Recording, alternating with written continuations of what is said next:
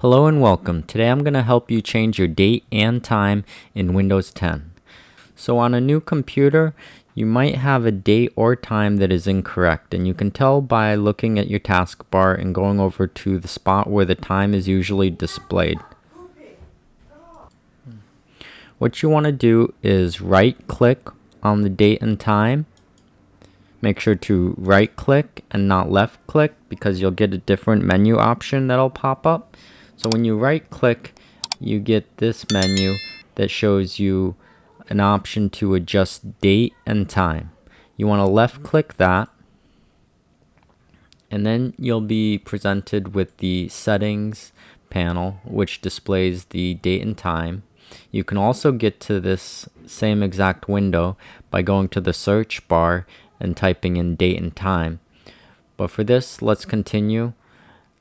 To set the date and time, you want to come down to where it says time zone, and for me this is incorrect, so I will left click on it and then scroll down to my actual time zone, which is Eastern time. Left click on it. Now I can look down at the taskbar and see that the time is displayed correctly. Also, you should probably make sure that adjust for daylight savings time is automatically set. For me it is.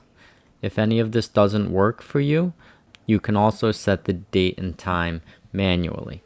To do this, you want to come over to this set time automatically and flip it to off.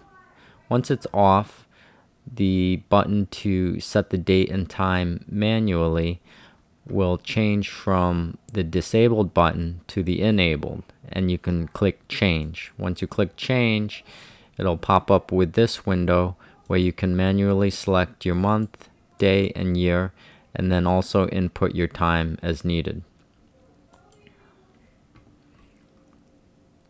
Alright, so I'm going to switch this back.